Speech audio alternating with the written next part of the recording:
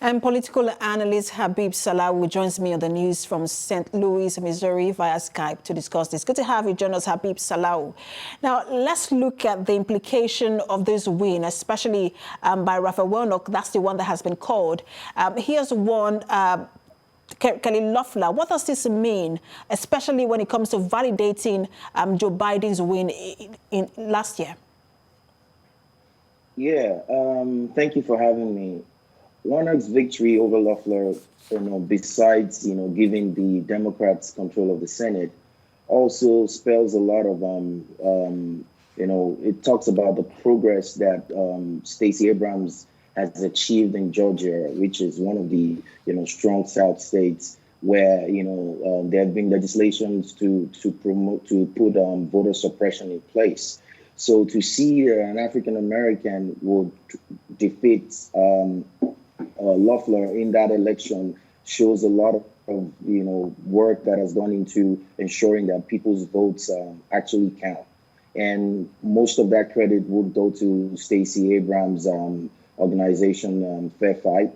Following a loss at the last governorship election, she pretty much just went put her boots on the ground and ensured that all the systems in place to pretty much challenge or prevent people of color from voting were dealt with, and that's the progress that we're seeing now. That's the result. If Jon Ossoff were to win his race as well, this could change the political landscape in America. For example, it will be a blow to Mitch McConnell because Chuck Schumer will not be the Senate leader. And it will also make Vice President-elect Kamala Harris become the most consequential vice president in the history of America.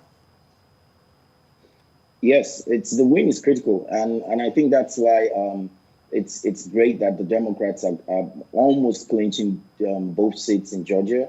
If you followed President Obama's presidency, you would pretty much remember how the Senate frustrated most of his policies with Mitch as the Senate leader. And I think people are pretty much tired based on the impasse and opposition that they've seen over the last 4 years. So considering COVID, the impact on the economy and everything that we've pretty much experienced about a year and a half now, it's best for the country that the Democrats being in party control the Congress and the Senate. So there would be opposition, but as opposed to what we experienced under Obama and the last President Trump as well. So it's really good for the Biden presidency that they have control of the Senate. Talking about the Biden presidency, we know that Congress is meeting today to certify the Electoral College vote. Will this win in Georgia change the state of play? Because we know that some Republican senators are already objecting those results. Yeah, there are about 11 senators. And interestingly, Senator Loeffler that lost last night is also one of those, trying to dispute the election. However, based on the strength of institutions that we have in place, it's going to be a tough fight for them. I know the president has been going around saying Vice President Pence has the power to turn that around, but his role today is just going to be ceremonial. There's basically nothing little he can do to upturn the results and the voice of the people who have, overwhelmingly supported and voted for Senator Vice President Biden and Senator Harris.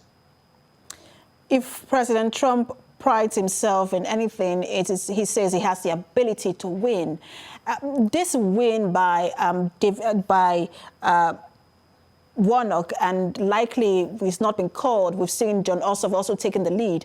Mm-hmm. And if Joe Biden will be certified today at Congress, does this mean that President Trump might be leaving a legacy of defeat behind?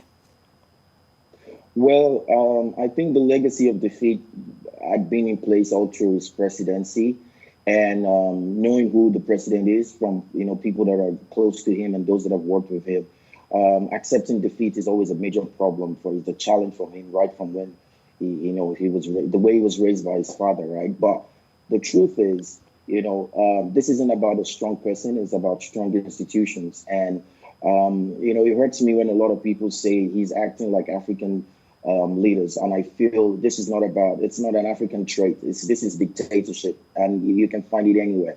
The only reason why we haven't had that pronounced in the US is because there are systems in place to check and balance any abuse of power. But we've also seen that when people want to stretch this, and those that are in position to check it do not do so, there are far implications for that. So the Republicans are pretty much paying the price for not standing up to President Trump over the last 4 years with his narratives. When you talk about paying the price, would you also say that all of these rhetorics, especially when it comes to election results conspiracy, did that have any impact on the election runoff in Georgia? Yes, I believe so. I believe there are also some Republicans who are tired of the division that they've seen over the last 4 years and pretty much want the country to move forward.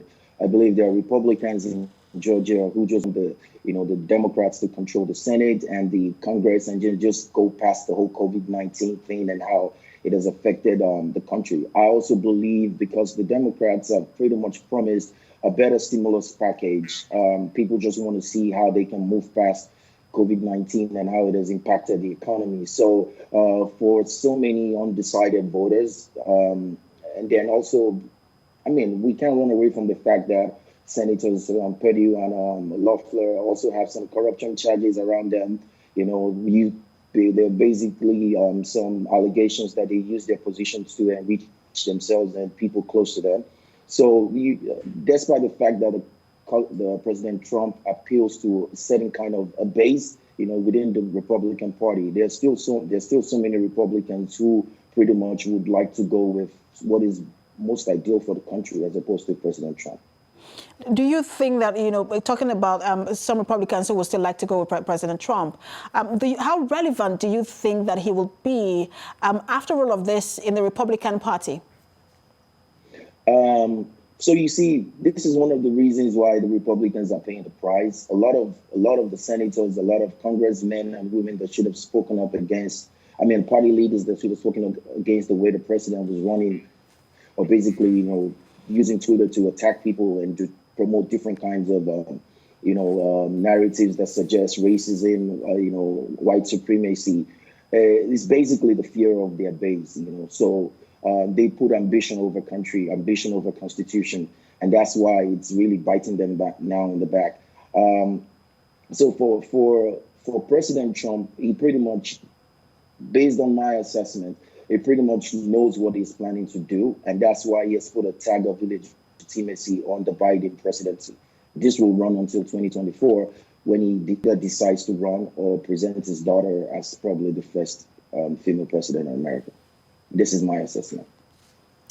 I will see how things play out in American politics in coming days. Political analyst Habib Salahu, thanks for talking to us. Thank you for having me.